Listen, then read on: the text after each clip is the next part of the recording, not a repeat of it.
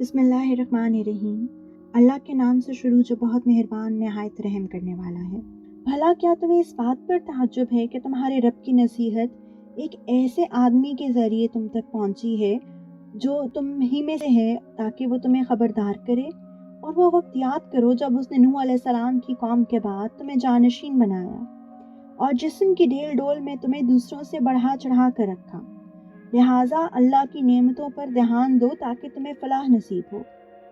انہوں نے کہا، کیا تم ہمارے پاس اس لیے آئے ہو کہ ہم تنہا اللہ کی عبادت کریں اور جن بتوں کی عبادت ہمارے باپ دادا کرتے آئے ہیں انہیں چھوڑ بیٹھیں؟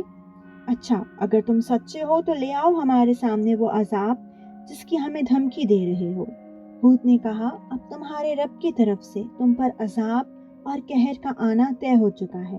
کیا تم مجھ سے مختلف بتوں کے ان ناموں کے بارے میں جھگڑتے ہو جو تم نے اور تمہارے باپ دادوں نے رکھ لیے ہیں، جن کی تائید میں اللہ نے کوئی دلیل نازل نہیں کی؟ بس تو اب تم انتظار کرو، میں بھی تمہارے ساتھ انتظار کرتا ہوں۔ چنانچہ ہم نے ان کو یعنی ہود علیہ السلام کو اور ان کے ساتھیوں کو اپنی رحمت کے ذریعے نجات دی اور ان لوگوں کی جڑ کاٹ لی جنہوں نے ہماری نشانیوں کو جھٹلایا تھا اور مومن نہیں ہوئے تھے۔ اور سمود کی طرف ہم نے ان کے بھائی صالح کو بھیجا۔ انہوں نے کہا، اے میری قوم کے لوگو، اللہ کی عبادت کرو، اس کے سوا تمہارا کوئی معبود نہیں ہے۔ تمہارے پاس تمہارے رب کی طرف سے ایک روشن دلیل آ چکی ہے، یہ اللہ کی اونچنی ہے جو تمہارے لیے ایک نشانی بن کر آئی ہے۔ اس لیے اس کو آزاد چھوڑ دو کہ وہ اللہ کی زمین میں چرتی پھرے اور اسے کسی برائی کے ارادے سے چھونا بھی نہیں، کہیں ایسا نہ ہو کہ تمہیں ایک دکھ دینے والا عذاب آ پکڑے۔ اور وہ وقت یاد کرو جب اللہ نے تمہیں قوم عاد کے بعد جانشین بنایا اور تمہیں زمین پر اس طرح بسایا کہ تم اس کے ہموار علاقوں میں محل بناتے ہو اور پہاڑوں کو تراش کر گھروں کی شکل دے دیتے ہو۔ لہٰذا اللہ کی نعمتوں پر دھیان دو اور زمین میں فساد مچاتے نہ پھرو۔ ان کی قوم کے سرداروں نے جو بڑائی کے گھمنڈ میں تھے ان کمزوروں سے پوچھا جو ایمان لے آئے تھے کہ کیا تمہیں اس بات کا یقین ہے کہ صالح اپنے رب کی طرف سے بھیجے ہوئے پیغمبر ہیں؟ انہوں نے کہا کہ بے شک ہم تو اس پیغام پر پورا ایمان رکھتے ہیں جو ان کے ذریعے بھیجا گیا ہے۔ وہ مغرور لوگ کہنے لگے، جس پیغام پر تم ایمان لائے ہو اس کے تو ہم سب منکر ہیں۔ چنانچہ انہوں نے اونچنی کو مار ڈالا اور اپنے پروردگار کی حکم سے سرکشی کی اور کہا، صالح اگر تم واقعی ایک پیغمبر ہو تو لے آؤ وہ عذاب جس کی ہمیں دھمکی دیتے ہو۔ نتیجہ یہ ہوا کہ انہیں زلزلے نے آ پکڑا اور وہ اپنے گھر میں اوندھے پڑے رہ گئے۔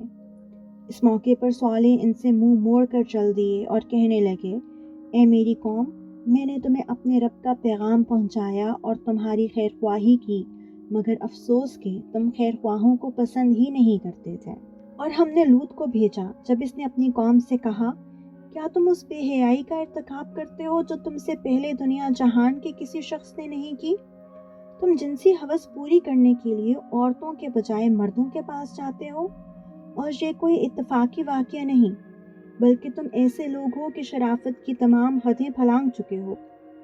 ان کی قوم کا جواب یہ کہنے کے سوا کچھ اور نہیں تھا کہ نکالو ان کو اپنی بستی سے، یہ لوگ ہیں جو بڑے پاک باز بنتے ہیں۔ پھر ہوا یہ کہ ہم نے ان کو یعنی لوط علیہ السلام کو اور ان کے گھر والوں کو بستی سے نکال کر بچا لیا۔